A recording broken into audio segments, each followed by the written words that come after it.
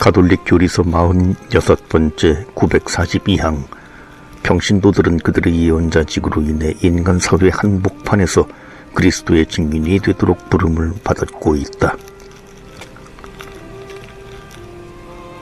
943항 평신도들은 그들의 왕직으로 인해 자기 희생과 거룩한 생활을 통하여 자신과 세상에서 죄의 지배를 물리칠 능력을 가진다.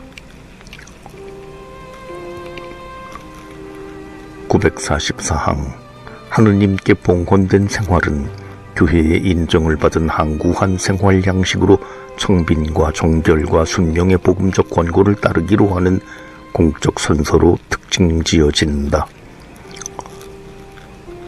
945항 제례로서 이미 하느님께 봉헌되어 지극히 사랑하는 하느님께 자신을 내맡긴 사람은 봉헌 생활의 신분 안에서 하느님에 대한 봉사와 교회의 선익에 더욱 헌신하게 된다.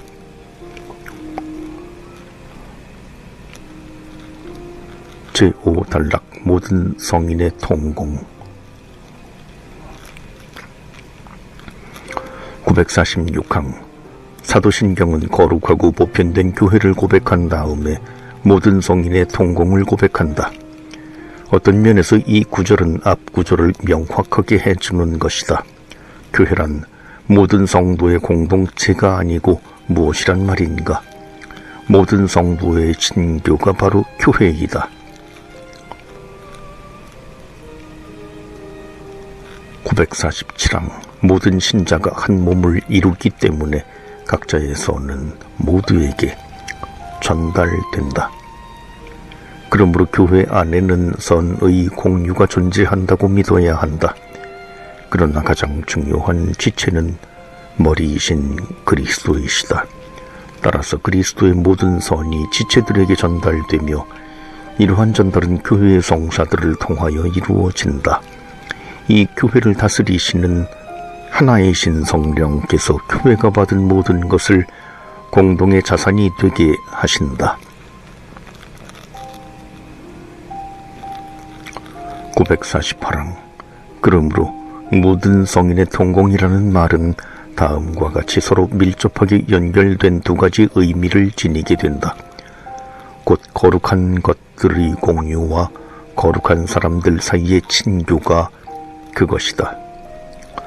대부분의 동방 전례에서는 집전사제가 영성체 전에 성체를 들어 올리면서 거룩한 것들은 거룩한 사람들에게 라고 선포한다. 신자들은 그리스도의 몸과 피로 양육되어 성령과 친교를 이루며 성장하고 이를 세상에 더욱 널리 전하게 된다. 1. 영적 자선의 공유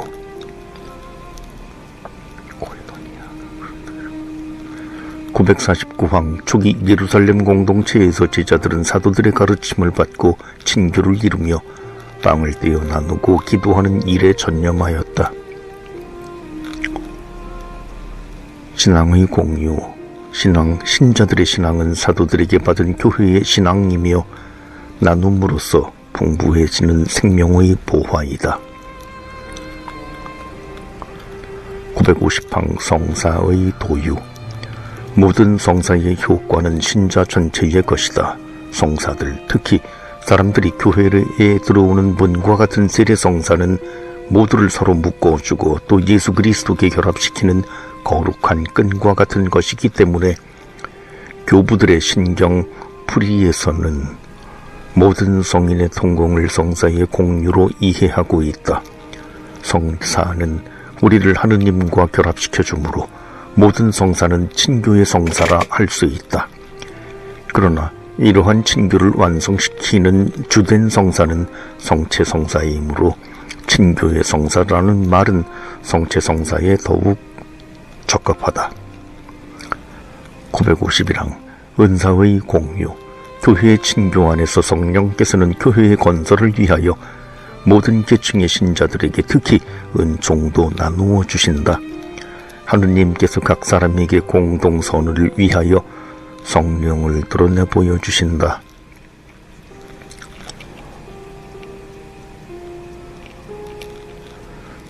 952항 공동소유. 신자들의 공동체는 모든 것을 공동으로 소유하였다. 참 그리스도인은 자신이 가진 모든 것을 모든 사람의 공동 소유로 여겨야 하며 가난한 이와 이웃의 불행을 도와줄 준비와 열의를 가지고 있어야 한다.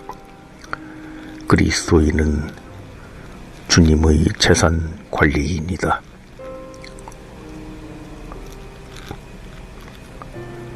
(953항) 사랑의 공유. 모든 성인의 통공 안에서는 자신을 위하여 사는 사람도 없고 자신을 위하여 죽는 사람도 없습니다. 한 지체가 고통을 겪으면 모든 지체가 함께 고통을 겪습니다. 한 지체가 영광을 받으면 모든 지체가 함께 기뻐합니다. 여러분은 그리스도의 몸이고 한 사람 한 사람이 그 지체입니다. 사랑은 자기 이익을 추구하지 않습니다. 우리가 사랑으로 한 가장 작은 행위라도 모든 성인의 통공을 바탕으로 모든 산 이와 죽은 이의 연대 안에서 모든 이의 유익이 되도록 퍼져나간다. 모든 죄는 이러한 친교에 해를 끼친다. 이 천상교회와 지상교회의 친교. 954항 교회의 세 가지 형태. 주님께서 당신 위엄을 갖추시고 모든 천사를 거느리고 오실 때까지, 또 죽음을 물리치시고 모든 것을 당신께 굴복시키실 때까지, 주님의 제자들 가운데에서 어떤 이는 지상에서 나그네 길을 걷고 있고 어떤 이는 이 삶을 마치고 정화를 받으며 또 어떤 이는 바로 삼위이시며 한 분이신 하느님을 계시는 그대로 분명하게 배 없는 영광을 누리고 있다. 그러나 우리는 모두 하느님의 이웃에 대한 같은 사랑 안에서 참으로 여러 단계와 방법으로 친교를 이루고 있으며 우리 하느님께 영광의 같은 찬미가를 노래하고 있다. 그리스도께 딸린 모든 사람은 그분의 성령을 모시고 하나인 교회로 뭉쳐 그리스도 안에서 서로 결합되어 있기 때문이다.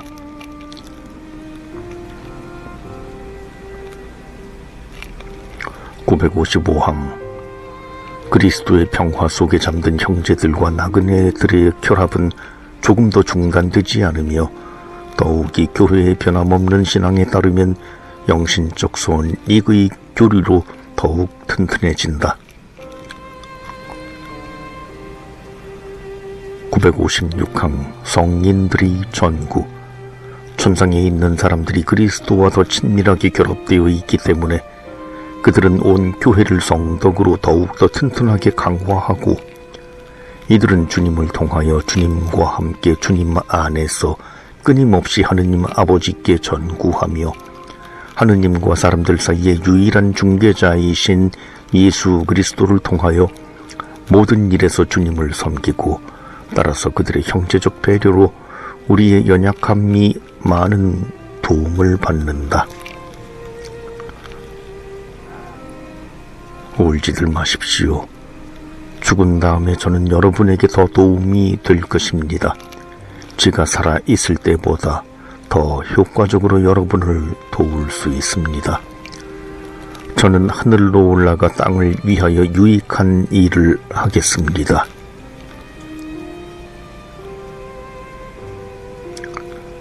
(957항) 성인들과 이루는 친교.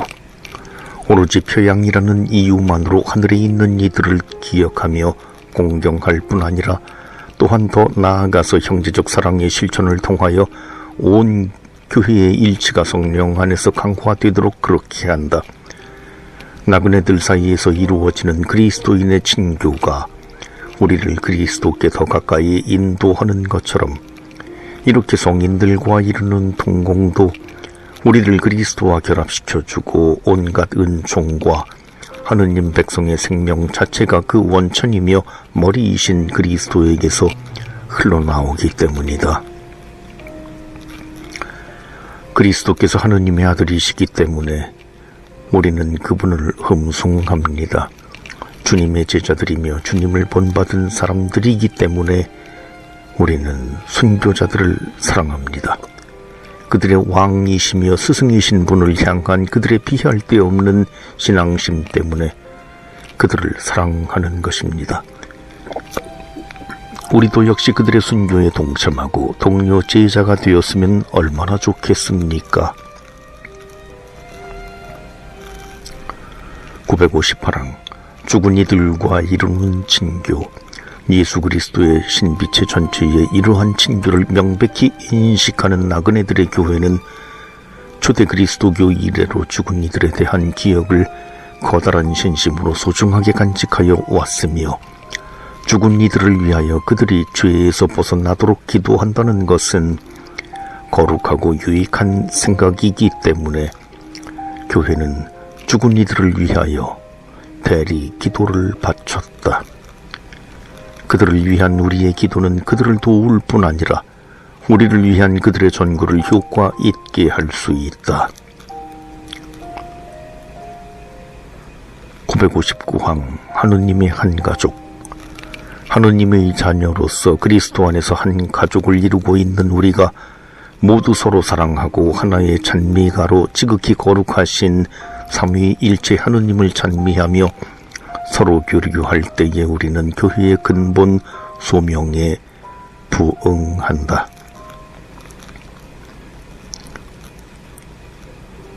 간추림.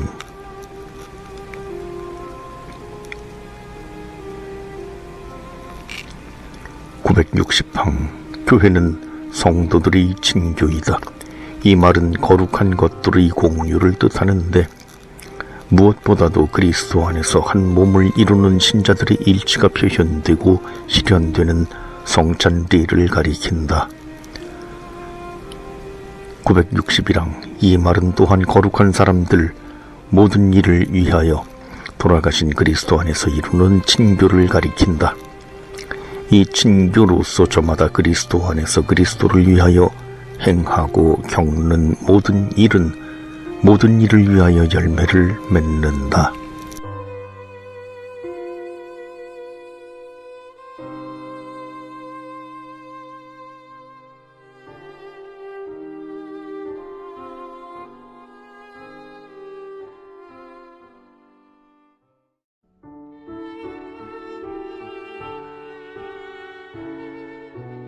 가톨릭교리서 47번째 962항 우리는 모든 그리스도 신자의 친교를 믿습니다.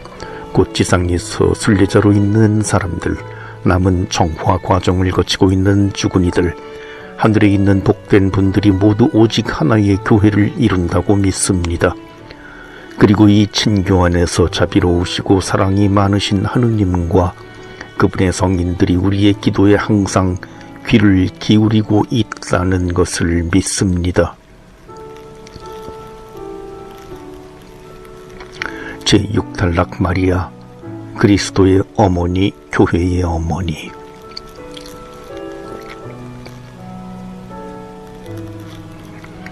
(963항) 그리스도와 성령의 신비 안에서 복되신 동정 마리아의 역할에 대해서는 이미 언급했으므로 이제 교회의 신비 안에서 마리아의 위치를 생각해 보는 것이 마땅한 일이다.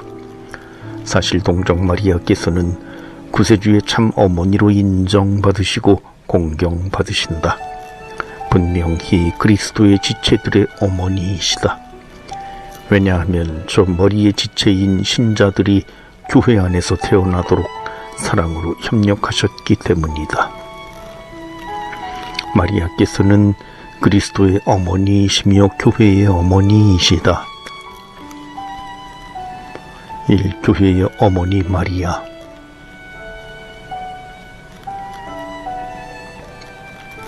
마리아는 당신 아드님과 완전히 하나 되어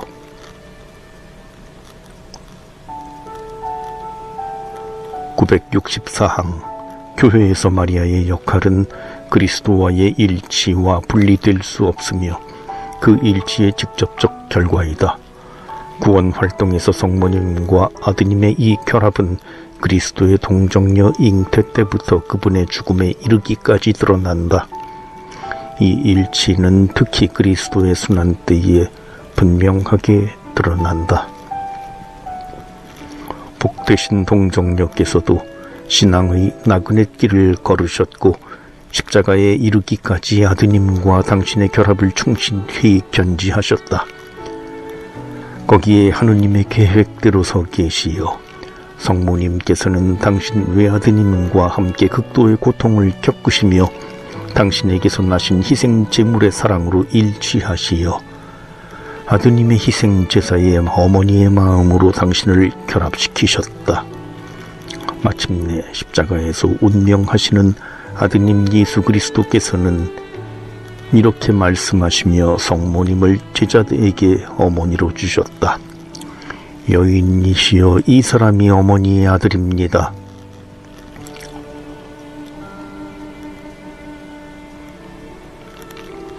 (965항) 마리아께서는 당신 아드님께서 승천하신 다음 당신의 기도로 교회의 시작을 도와주셨다. 사도들과 몇몇 여인들과 함께 마리아께서도 주님의 탄생 예고 때에 이미 당신을 덮어 누르셨던 성령의 은혜를 당신의 기도로 간청하셨다는 사실을 우리는 알고 있다. 그 승천에서도 966항 마침내 원죄의 온갖 더러움에 물들지 않으시어 티 없이 깨끗하신 동정녀께서는 지상 생활의 여정을 마치시고 육신과 영혼이 하늘의 영광으로 울림을 받으시고 주님께 천지의 모후로 들어 높여지시어 군주들의 주님이시며 죄와 죽음에 대한 승리자이신 당신 아드님과 더욱 완전히 동화되셨다. 거룩한 동정녀의 승천은 당신 아들의 부활에 특별히 참여한 것이며 다른 그리스도인들의 부활을 앞당겨 실현한 것이다. 오 천주의 성모님, 당신은 출산 때에도 동정을 보존하셨으며 돌아가시면서도 세상을 떠나지 않으셨나이다. 살아계신 하느님을 잉태하셨고 기도로서 우리를 죽음에서 구해주신 당신은 생명의 근원에 결합되셨나이다.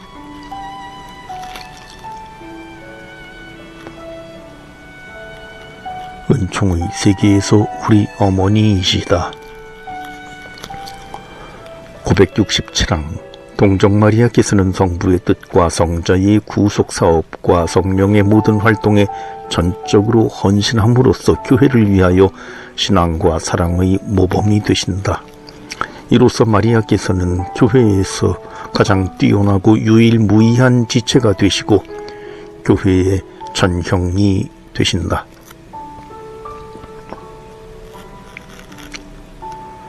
968항 그런데 교회와 온 인류에 대한 동정마리아의 역할은 이에 그치지 않는다. 마리아께서는 순종과 믿음과 희망과 불타는 사랑으로 영혼들의 초자연적인 생명을 회복시키고자 온전히 독특한 방법으로 구세주의 활동에 협력하셨다. 이러한 까닭에 은총의 세계에서 우리의 어머니가 되셨다.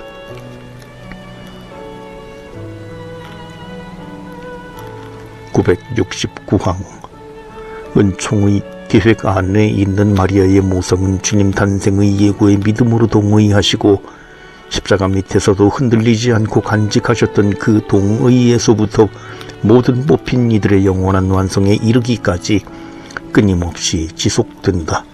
실제로 하늘의 울림을 받으신 성모님께서는 이 구원 임무를 그치지 않고 계속하시어 당신의 수많은 전구로 우리에게 영원한 구원의 은혜를 얻어주신다.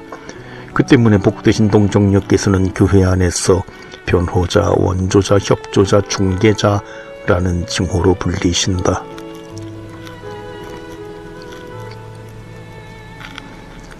970항 사람들에 대한 마리아의 어머니 임무는 그리스도의 이 유일한 중개를 절대로 흐리게 하거나 감소시키지 않고 오히려 그리스도의 힘을 보여준다. 사실 복되신 동정녀께서 사람들에게 미치시는 모든 구원의 영향은 그리스도의 넘치는 공로에서 흘러나오는 것이므로 그 영향은 그리스도의 중개에 의지하고 거기에 온전히 달려 있고 거기에서 모든 힘을 길어 올린다. 어떠한 피조물도 강생하신 말씀 곧 구세주와 결코 똑같이 헤아려질 수 없다. 그러나 그리스도의 사제직에 교역자나 신자들이 여러 모양으로 참여하듯이 또 하느님의 유일한 선성이 피조물들 안에서 실제로 갖가지 모양으로 퍼져나가듯이 구세주의 유일한 중개도 피조물들 가운데에서 그 유일한 원천에 참여하는 다양한 협력을 가로막지 않고 오히려 불러 일으킨다.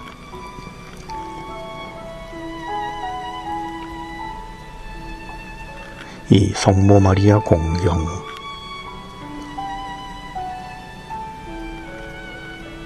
(971항) 모든 세대가 나를 행복하다 하리라.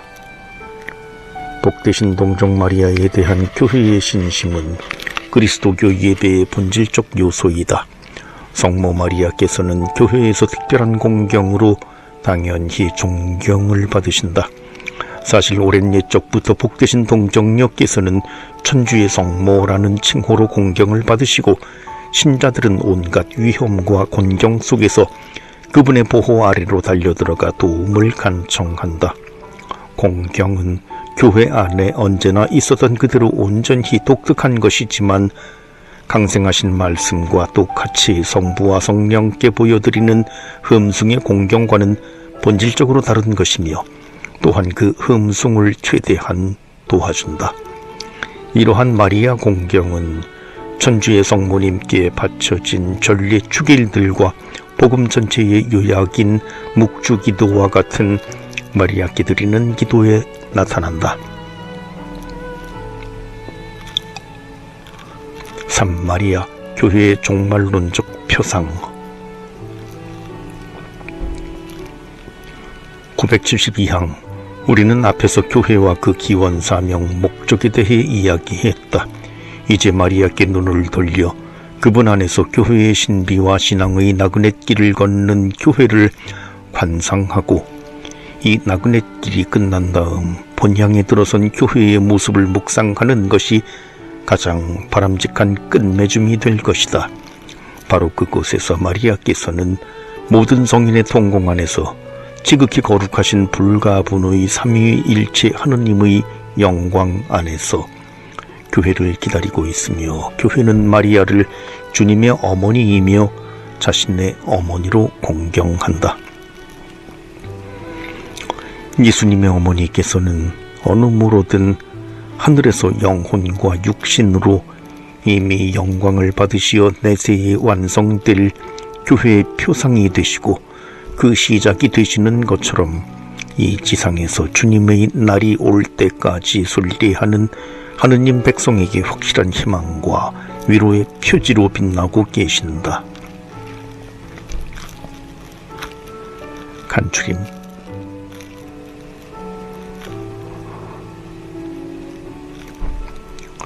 (973항) 주님의 탄생 예고 때에 그대로 이루어지소서라는 말로 강생의 신비에 동의함으로써 마리아는 이미 당신 아드님께서 완수하셔야 할 모든 사업에 협력한다. 마리아는 당신 아드님께서 구세주이시며 신비체의 머리이신 모든 곳에서 어머니이다. 974항 지극히 거룩한 동정 마리아는 지상 생활을 마치고 영혼과 육신이 천상 영광으로 들어 올려졌으며 그곳에서 이미 당신 아드님의 부활의 영광에 참여하여 아드님의 신비체에 딸린 모든 지체들의 부활을 앞당겨 드렸다. 975항 우리는 새 하와이시고 교회의 어머니이신 지극히 거룩하신 천주의 성모께서 천상에서도 그리스도의 지체들에게 어머니로서 당신의 역할을 계속하고 계심을 믿습니다. 제10절 죄의 용서를 믿나이다. 976항 사도신경은 죄의 용서에 대한 믿음을 성령에 대한 믿음과 연결시킬 뿐 아니라 교회와 성인의 동공에 대한 믿음과도 연관시킨다. 부활하신 그리스도께서는 사도들에게 성령을 주심으로써 죄를 용서하는 당신의 신적 권능을 주셨다. 성령을 받아라. 너희가 누구의 죄든지 용서해 주면 그가 용서를 받을 것이고 그대로 두면 그대로 남아있을 것이다.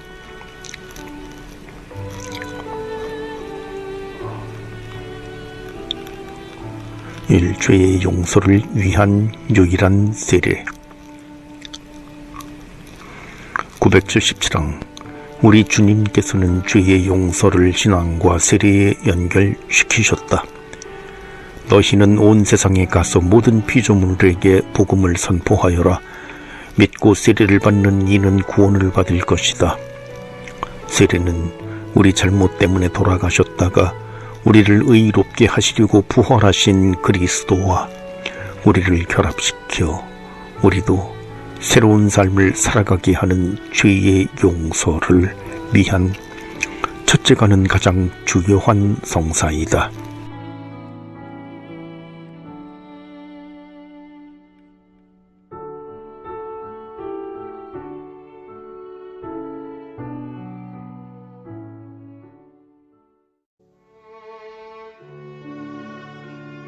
가톨릭 교리서 48번째 978항.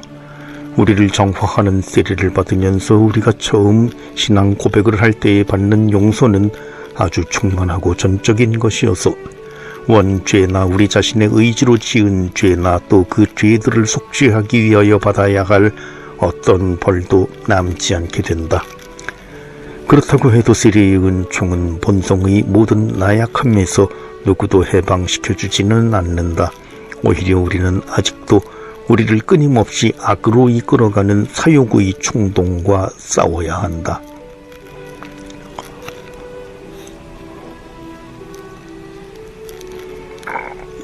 (979항) 악으로 기우는 이 경향과의 싸움에서 어느 누가 과연 모든 죄의 상처를 피할 수 있을 만큼 충분히 굳세고 조심성이 있다 하겠는가? 그러므로 교회가 죄를 용서하는 능력을 가져야 한다면 교회는 예수 그리스도께 받은 하늘나라의 열쇠를 사용하는 일에서 세례 이외의 다른 방법이 더 필요하다. 교회는 회개하는 모든 사람에게 생의 마지막 순간까지 죄를 지어 온 사람들에게도 그들의 죄를 용서해 줄 능력이 있어야 한다.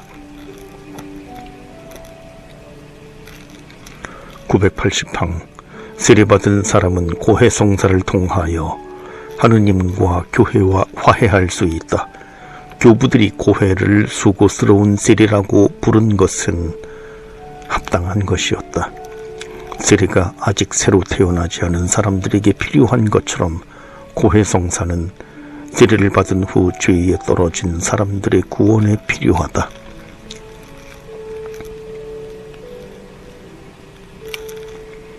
이 열쇠의 권한. 981항. 그리스도께서는 부활하신 다음 사도들을 파견하시면서 죄의 용서를 위한 회개가 그의 이름으로 모든 민족들에게 선포되도록 하라고 하셨다. 사도들과 그 후계자들은 이 화해의 직분을 수행한다. 곧 그리스도께서 우리를 위해 얻어주신 하느님의 용서를 사람들에게 전하며 그들을 회개와 신앙으로 부를 뿐만 아니라 세례를 통한 죄의 용서를 그들에게 베풀어 주기도 하고 그리스도께 받은 열쇠의 권한으로 그들을 하느님과 교회와 화해시킨다. 교회는 그리스도의 피와 성령의 작용으로 교회 안에서 죄의 용서가 이루어지도록 하늘나라의 열쇠를 받았습니다. 죄로 죽었던 영혼이 이 교회 안에서 다시 살아나 은혜롭게도 우리를 구원하신 그리스도와 함께 살게 됩니다. 982항. 아무리 중대한 잘못이라고 해도 거룩한 교회가 용서해 줄 수 없는 잘못은 없다. 아무리 사악하고 죄가 많은 사람이라도 그의 뉘우침이 진실하기만 하면 누구나 용서에 대해 확고한 희망을 가질 수 있다. 모든 사람을 위해 돌아가신 그리스도께서는 당신 교회의 죄를 뉘우치고 돌아오는 누구에게나 용서의 문이 항상 열려 있기를 원하신다. 983항 교리교육은 부활하신 그리스도께서 당신 교회에 주신 비할 데 없이 큰 선물에 대한 신앙을 신자들에게 일깨워주고 키워주도록 힘쓰는 것이어야 한다. 그 큰 선물은 바로 사도들과 그 후계자들의 직무를 통하여 참으로 죄를 용서하는 사명과 권한이다. 주님께서는 당신 제자들이 큰 권한을 가지기를 원하셨습니다. 주님께서는 당신의 보잘것없는 봉사자들이 당신이 지상에 계실 때 수행하신 모든 일을 당신의 이름으로 행하기를 원하십니다. 사제들은 하느님께서 천사들이나 대천사들에게도 주지 않으신 권한을 받았습니다. 하느님께서는 사제들이 이 세상에서 하는 모든 것을 하늘에서 승인하십니다. 만일 교회 안에 죄의 용서가 없다면 어떠한 희망도 없을 것이고 영원한 생명과 영원한 해방에 대한 아무런 기대도 없을 것입니다. 이 선물을 교회에 맡겨주신 하느님께 감사합시다. 간추림.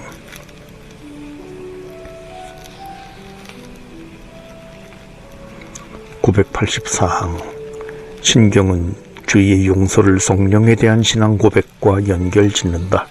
사실 부활하신 그리스도께서는 사도들에게 성령을 주실 때 그들에게 죄를 용서하는 권한을 맡기셨다.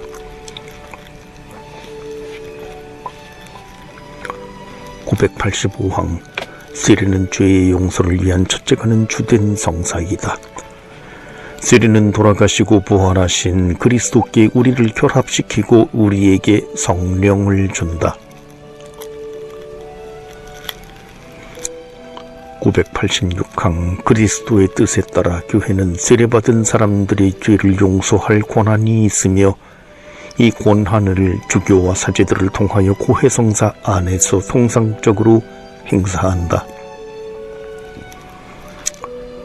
987항 죄의 용서에서 사제들과 성사들은 우리 구원의 유일한 주인이며 증여자이신 우리 주 예수 그리스도께서 우리 죄를 없애시고 우리에게 의화의 은총을 주시려고 사용하시는 단순한 도구일 뿐이다. 제11절 육신의 부활을 믿나이다. 988항 성부와 성자와 성령이신 하느님에 대한 우리의 믿음과 창조하시고 구원하시고 거룩하게 하시는 하느님의 행위에 대한 믿음을 고백하는 그리스도교의 신경은 세 말에 이루어질 죽은 이들의 부활과 영원한 삶에 대한 선언에서 절정에 이른다. 989항 우리는 그리스도께서 참으로 죽은 이들 가운데에서 부활하셨으며 영원히 사시는 것과 같이 의인들도 죽은 후에 부활하신 그리스도와 함께 영원히 살며 그리스도께서 마지막 날에 그들을 다시 살리시리라는 것을 굳게 믿고 바란다. 그리스도의 부활과 마찬가지로 우리의 부활도 지극히 거룩하신 삼위일체 하느님의 업적이 될 것이다. 예수님을 죽은 이들 가운데에서 일으키신 분의 영께서 여러분 안에 사시면 그리스도를 죽은 이들 가운데에서 일으키신 분께서 여러분 안에 사시는 당신의 영을 통하여 여러분의 죽을 몸도 다시 살리실 것입니다.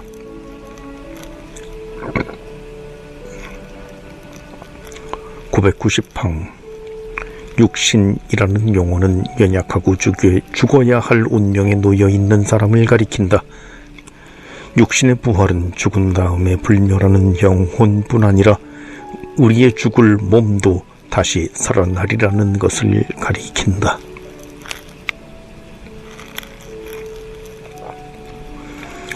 (991항) 죽은 이들의 부활에 대한 신앙은 처음부터 그리스도교 신앙의 핵심 요소였다. 죽은 이들의 부활은 그리스도인들의 확신이며 우리는 부활을 믿는 이들이다. 여러분 가운데 어떤 사람들은 어째서 죽은 이들의 부활이 없다고 말합니까? 죽은 이들의 부활이 없다면 그리스도께서도 되살아나지 않으셨을 것입니다. 그리스도께서 되살아나지 않으셨다면 우리의 복음 선포도 헛되고 여러분의 믿음도 헛됩니다. 그러나 이제 그리스도께서는 죽은 이들 가운데에서 되살아나셨습니다. 죽은 이들의 만물이 되셨습니다.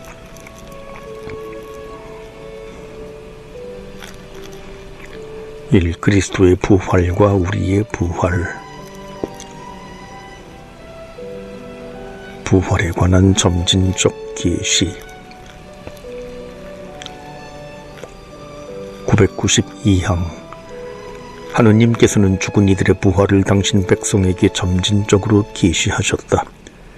죽은 이의 육신 부활에 대한 희망은 영혼과 육체로 이루어진 인간 전체의 창조주이신 하느님에 대한 신앙의 내적 결과로서 널리 받아들여졌다.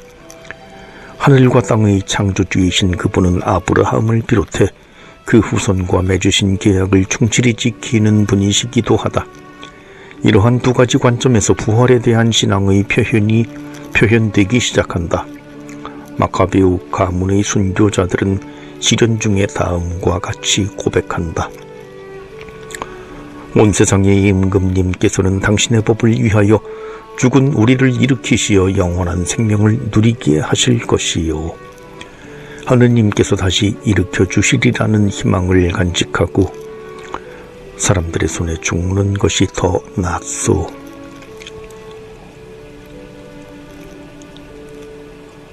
(993항) 바리사이들과 주님과 동시대에 살았던 많은 사람들이 부활을 희망하고 있었다. 예수님께서는 부활을 분명하게 가르치신다. 예수님께서는 부활을 부인하는 사두가이들에게 다음과 같이 말씀하신다. 너희가 성경도 모르고 하느님의 능력도 모르니까 그렇게 잘못 생각하는 것이 아니냐.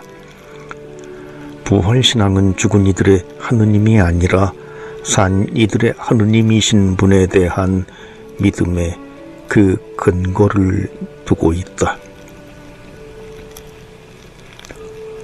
994항 더 나아가서 예수님께서는 부활에 대한 신앙을 당신 자신과 연결 지으신다. 나는 부활이요 생명이다.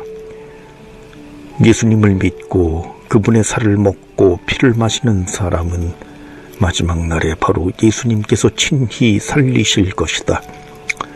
예수님께서는 몇몇 죽은 사람들에게 생명을 돌려주심으로써 부활에 대한 징표와 보증을 주시고 이로써 자신의 부활을 예고하신다. 그러나 그분의 부활은 차원이 다르다. 예수님께서는 이 독특한 사건을 요나의 기적과 성전의 표징과 같은 것이라고 말씀하신다.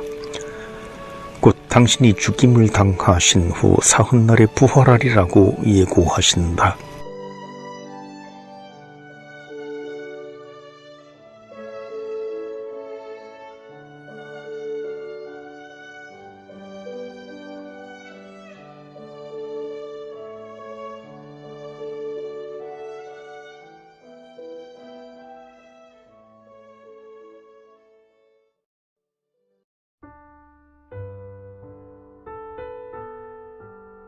가톨릭교리서 49번째 995항 그리스도의 증인이 된다는 것은 예수님 부활 증인이 되는 것이다.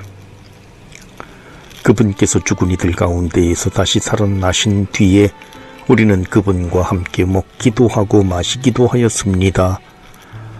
하고 증언하는 것이다.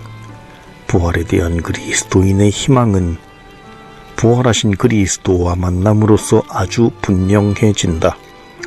우리는 그리스도처럼 그리스도와 함께 그리스도를 통하여 부활하게 될 것이다.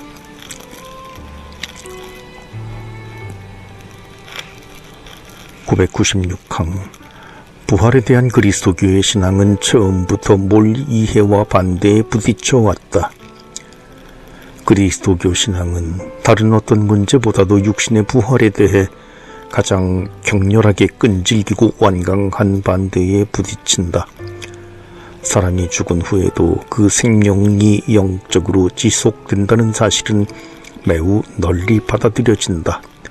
그러나 확실히 죽을 수밖에 없는 육체가 부활하여 영원히 산다고 어떻게 믿을 수 있는가?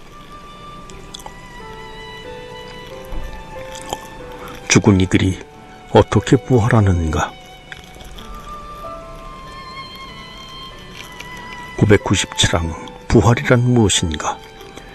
육신과 영혼의 분리인 죽음으로 사람의 육신은 썩게 되지만 그의 영혼은 하느님을 만나 영광스럽게 된 그 육신과 다시 결합되기를 기다린다. 마침내 하느님께서는 당신의 전능으로 예수 부활의 능력을 통해 우리 육신을 우리 영혼에 결합시킴으로써 영원히 썩지 않는 생명을 육신에 돌려주실 것이다.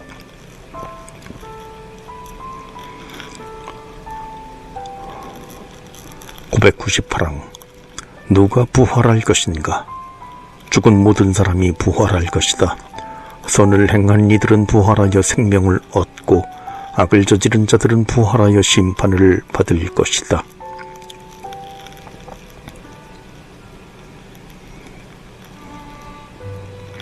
(999항) 어떻게 부활할 것인가?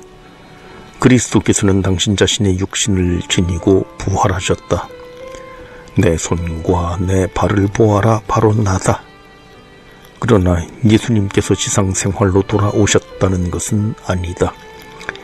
이와 마찬가지로 그분 안에서 모든 사람들이 지금 가지고 있는 자신의 육신을 지니고 부활할 것이다.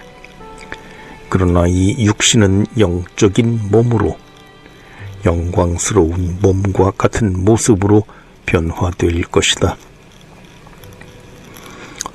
그러면 죽은 이들이 어떻게 되살아나는가? 그들이 어떤 몸으로 되돌아오는가 하고 묻는 이가 있을 수 있습니다. 어리석은 사람이여, 그대가 뿌리는 씨는 죽지 않고서는 살아나지 못합니다. 그리고 그가 뿌리는 것은 장차 생겨날 몸체가 아니라 밀이든 다른 종류이든 씨앗일 따름입니다. 죽은 이들의 부활도 이와 같습니다. 썩어 없어질 것으로 묻히지만 썩지 않는 것으로 되살아납니다. 죽은 이들이 썩지 않는 몸으로 되살아나고 우리는 변화할 것입니다. 이 썩는 몸은 썩지 않는 것을 입고 이 죽는 몸은 죽지 않을 것을 입어야 합니다. 천항 이 어떻게 부활할 것인가라는 의문에 대한 답은 우리의 상상력과 이해력을 뛰어넘는 것으로 신앙으로만 접근할 수 있다. 그러나 우리는 성체성사에 참여하여 그리스도를 통한 우리 육신의 영광스러운 변화를 앞당겨 맛보고 있다. 땅에서 나온 빵도 하느님의 축성을 받게 되면 더 이상 보통의 빵이 아니라 지상의 것과 천상의 것 두 가지로 이루어진 성체가 됩니다. 이와 마찬가지로 성체성사에 참여하는 우리 육신도 더 이상 썩어 없어질 육신이 아니고 부활의 희망을 지닌 육신이 됩니다. 천일항 언제 부활할 것인가? 부활은 마지막 날에, 세상 끝날에 결정적으로 이루어질 것이다. 죽은 이들의 부활은 그리스도의 재림과 밀접한 관계를 맺고 있기 때문이다. 명령의 외침과 대천사의 목소리와 하느님의 나팔 소리가 울리면 주님께서 친히 하늘에서 내려오실 것입니다. 그러면 먼저 그리스도 안에서 죽은 이들이 다시 살아날 것입니다.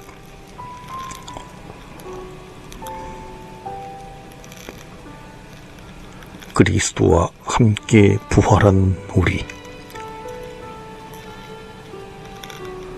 천이항 그리스도께서 마지막 날에 우리를 다시 살리신 것이 사실이듯이 어떤 면에서 이미 우리가 그리스도와 함께 부활했다는 것도 사실이다. 과연 그리스도인의 삶은 성령의 도우심으로 지금 이 지상에서부터 그리스도의 죽음과 부활에 참여하는 것이다. 여러분은 세례때에 그리스도와 함께 묻혔고 그리스도를 죽은 이들 가운데에서 일으키신 하느님의 능력에 대한 믿음으로 그리스도 안에서 그분과 함께 되살아났습니다. 그러므로 여러분은 그리스도와 함께 다시 살아났으니 저 위에 있는 것을 추구하십시오. 거기에는 그리스도께서 하느님의 오른쪽에 앉아 계십니다.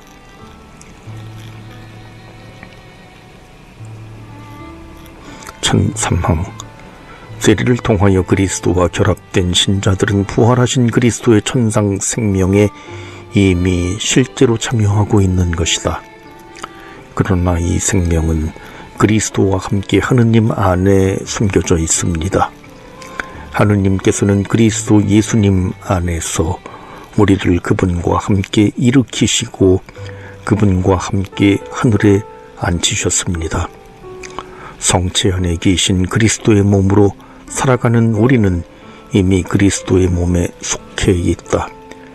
마지막 날에 부활하게 되면 우리도 그분과 함께 영광 속에 나타날 것입니다.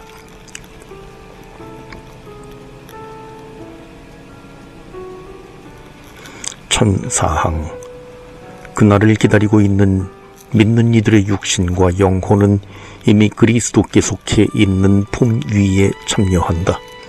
그렇기 때문에 자기 자신의 육신을 소중히 여겨야 함은 물론 다른 사람의 육신도 특히 그 육신이 고통당하고 있을 때 더욱 소중히 여겨야 한다. 몸은 주님을 위하여 있습니다. 그리고 몸을 위해 주시는 분은 주님이십니다. 하느님께서 주님을 다시 일으키셨으니 우리도 당신의 힘으로 다시 일으키실 것입니다. 여러분의 몸이 그리스도의 지체라는 것을 모릅니까? 여러분은 여러분 자신의 것이 아님을 모릅니까? 그러니 여러분의 몸으로 하느님을 영광스럽게 하십시오.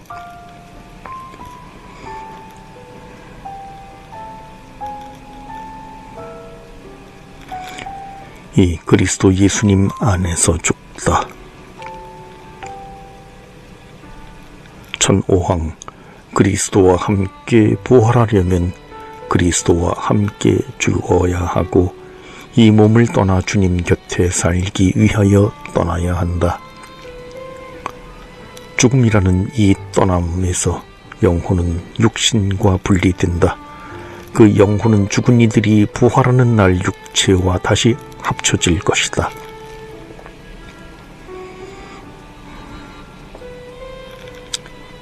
죽음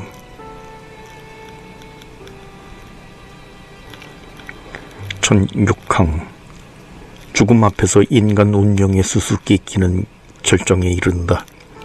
어떤 의미에서 육체의 죽음은 자연적인 것이지만 사실 신앙의 눈으로 보면 죽음은 죄가 주는 품삯이다. 그리고 그리스도의 은총을 간직하고 죽은 사람들은 주님의 죽음에 들어가는 것이니 그리스도의 부활에 참여하게 될 것이다.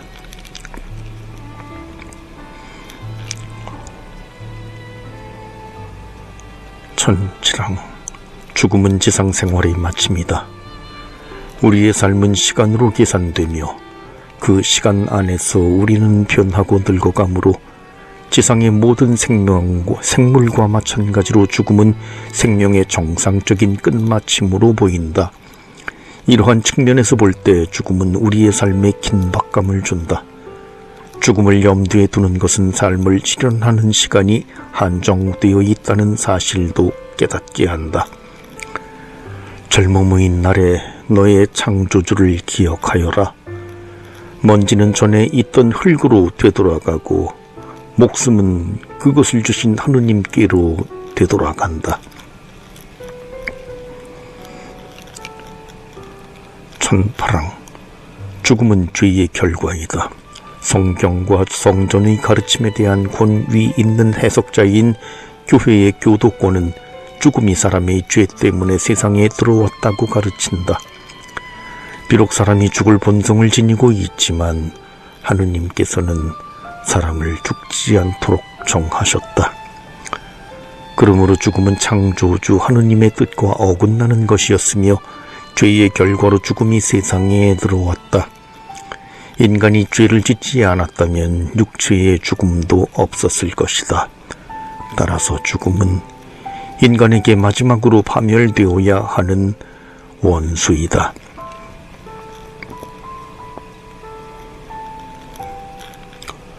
천구황, 죽음을 그리스도께서 변화시키셨다. 하느님의 아들이신 예수님께서도 본래의 인간 조건인 죽음을 겪으셨다. 그러나 죽음에 직면한 공포에도 그분께서는 아버지의 뜻에 전적으로 자유로이 순종함으로써 이를 받아들이셨다. 예수님의 순종은 죽음이라고 하는 저주를 축복으로 변화시켰다.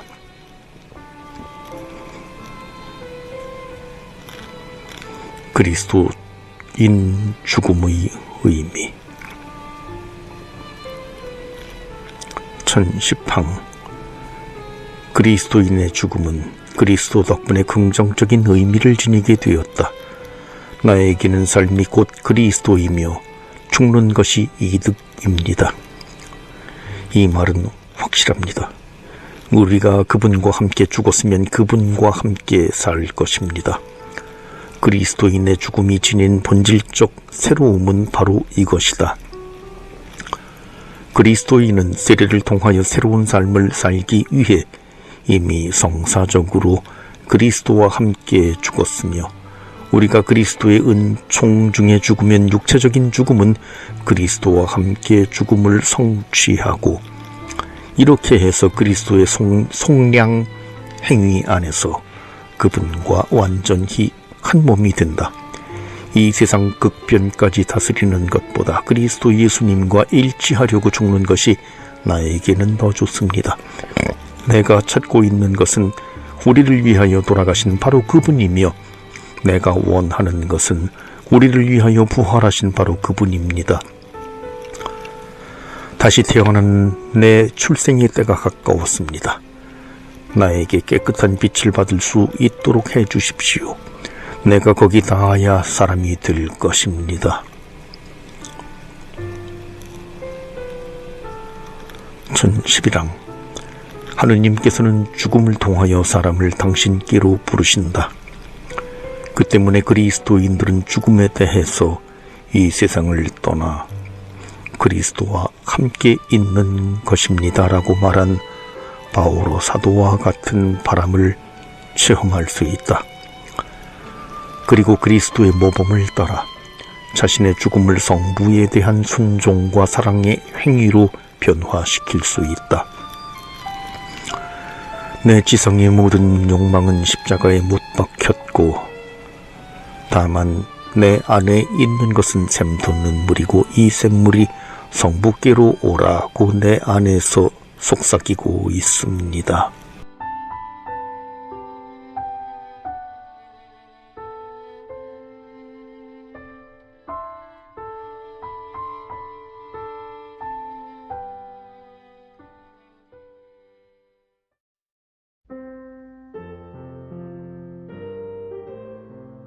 가톨릭 교리서 50번째.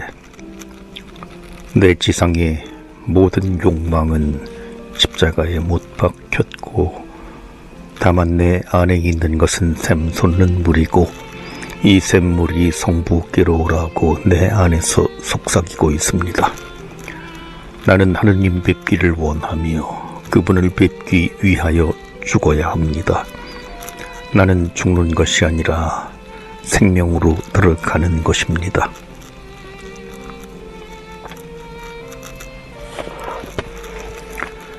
전12항, 죽음에 대한 그리스도인의 시각은 교회 전례가 탁월하게 표현하고 있다.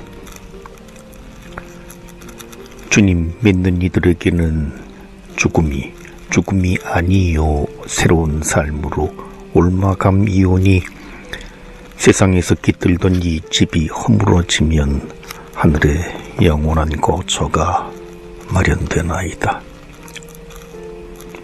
1013항 죽음은 인간의 지상 순례의 끝이며 지상 생활을 하느님의 뜻에 따라 실현하고 자신의 궁극적 운명을 결정하라고 하느님께서 주시는 은총과 자비의 시간의 끝이다. 단 한 번뿐인 우리 지상 생활의 여정을 마친 다음에 인간은 또 다른 지상 생활을 위해 돌아오지 못한다. 사람은 단 한 번 죽게 마련이다. 죽음 뒤에 환생이란 없다. 1014항 교회는 우리가 죽을 때를 위하여 준비하도록 권유하며 조련히 예비 없이 죽음에서 주님은 우리를 구하옵소서 옛 성인 호칭기도 천주의 성모 마리아에게 저희 죽을 때에 저희를 위하여 빌어주시기를 청하고 성모성 죽음을 앞둔 이의 수호자인 요셉 성인에게 우리 자신을 맡기도록 권고한다. 내 모든 행동과 내 모든 생각에서 내가 오늘 죽게 될 것처럼 너는 행동해야 할 것이다. 내 양심이 평안하면 죽음을 몹시 두려워하지 않을 것이다. 죽음을 피하는 것보다는 죄를 피하는 것이 더 나을 것이다. 오늘 준비가 되어 있지 않은데 내일은 어떻게 준비가 되어 있겠느냐.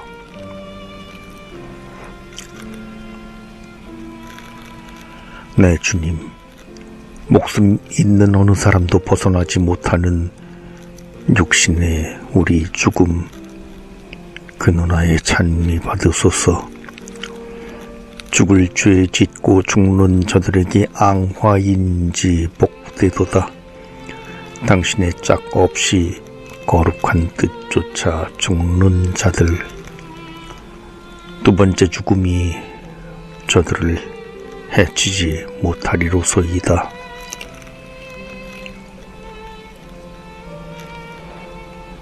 간추림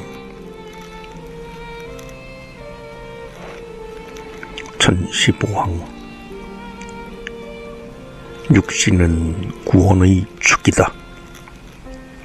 우리는 육신의 창조주이신 하느님을 믿으며 육신을 속량하기 위해 육신을 취하신 말씀을 믿고 육신의 창조와 구원의 완성인 육신의 부활을 믿는다. 1016항 죽음을 통하여 영혼은 육신과 분리되지만 부활을 통하여 하느님께서는 변화된 육신을 영혼과 다시 결합시키심으로써 우리 육신에게 영원히 썩지 않는 생명을 돌려주실 것이다. 그리스도께서 부활하셔서 영원히 사시는 것처럼 우리 모두도 마지막 날에 부활할 것이다.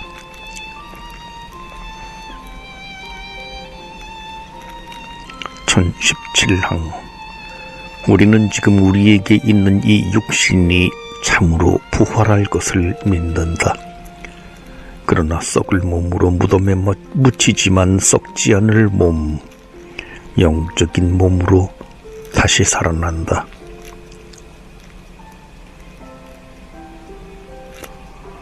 1018항 죄를 짓지 않았다면 없었을 죽음을 인간은 원죄의 결과로 겪게 되었다.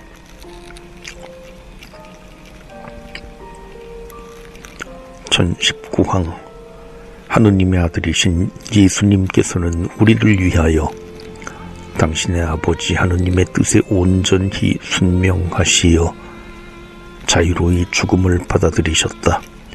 예수님께서는 당신의 죽음을 통하여 죽음을 이기셨으며 이로써 모든 인간에게 구원의 가능성을 열어주셨다. 제12절 영원한 삶을 믿나이다.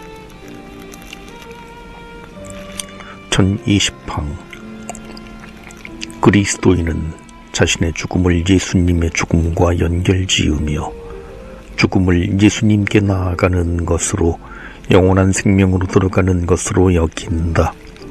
교회는 죽음을 앞둔 그리스도인에게 죄를 용서해 주시는 그리스도의 사죄의 말씀을 마지막으로 들려주고 힘을 북돋우는 도유로 날인하며 여행을 위한 양식인 노자성체로 그리스도를 모시게 하며 다음과 같이 평안을 빌어준다.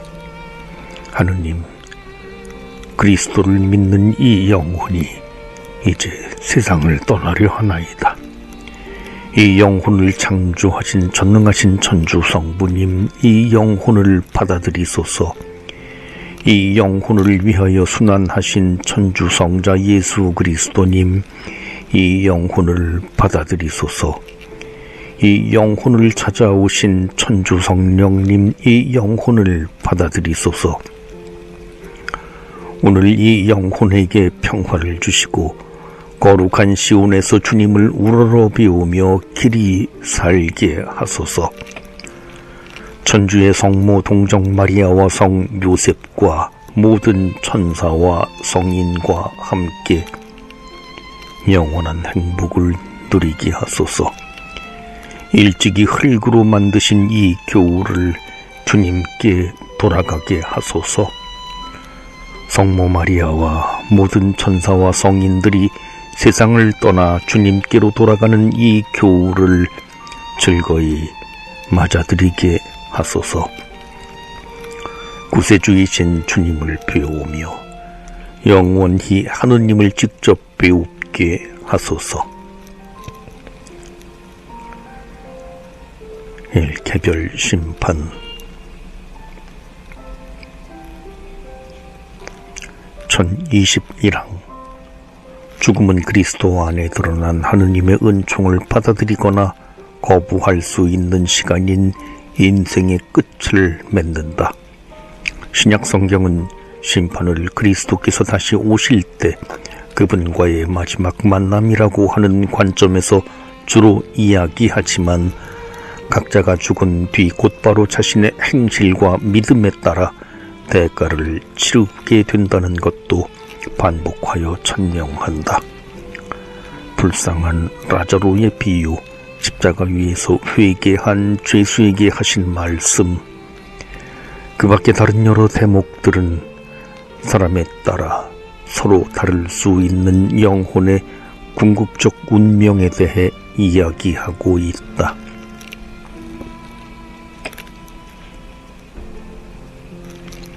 1022항 각 사람은 죽자마자 자신의 삶을 그리스도께 셈바치는 개별 심판으로 그 불멸의 영혼 안에서 영원한 가품을 받게 된다.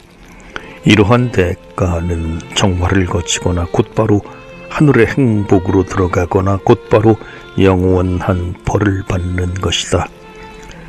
우리의 삶이 저물었을 때 우리는 사랑에 대하여 심판을 받을 것입니다.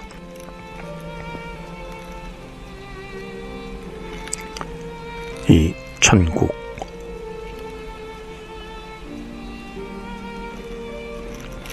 (1023항) 하느님의 은총과 사랑을 간직하고 죽은 사람들과 완전히 정화된 사람들은 그리스도와 함께 영원히 살게 된다. 그들은 하느님을 있는 그대로 얼굴과 얼굴을 마주보기 때문에 영원히 하느님을 닮게 될 것이다.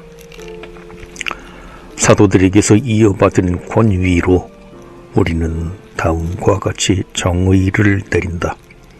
곧 하느님의 보편적인 안배에 따라 모든 성인의 영혼과 다른 모든 죽은 신자들, 그리스도의 거룩한 세례를 받고 죽은 사람들로서 그들이 죽을 때 더 이상 정화할 것이 없었거나 나아가 정화해야 할 것이 과거에 있었거나 정화할 것을 지닌 채 죽었어도 죽은 후에 온전히 정화된 영혼들은 그들의 육체 안에서 부활하기 전에, 그리고 최후의 심판 전에, 그리고 우리 주님이시며 구원자이신 예수 그리스도께서 승천하신 후부터 이미 그리스도와 함께 하늘나라 하늘 낙원에서 거룩한 천사들의 모임에 받아들여졌으며 받아들여지고 있고 받아들여질 것이다. 주 예수 그리스도의 순환과 죽음 이후로 이 영혼들은 어떠한 피조물도 거치지 않고 지복직관으로 얼굴을 맞대고 신적 본질을 보았고 보고 있다. 1023사항 지극히 거룩하신 삼위일체 하느님과 함께하는 이 완전한 삶, 곧 성삼위와 동정 마리아와 천사들과 모든 복되신 분들과 함께하는 생명과 사랑의 이 친교를 천국이라고 부른다. 천국은 인간의 궁극적 목적이며 가장 간절한 열망의 실현이고 가장 행복한 결정적 상태이다. 1025항 천국에서 사는 것은 그리스도와 함께 있는 것이다. 뽑힌 이들은 그리스도 안에 살지만 그들이 그곳에서 자신들의 참된 신원과 자신들 본래의 이름을 간직하며 간직한다기보다는 오히려 발견한다고 할 수 있다. 산다는 것은 그리스도와 함께 있는 것입니다.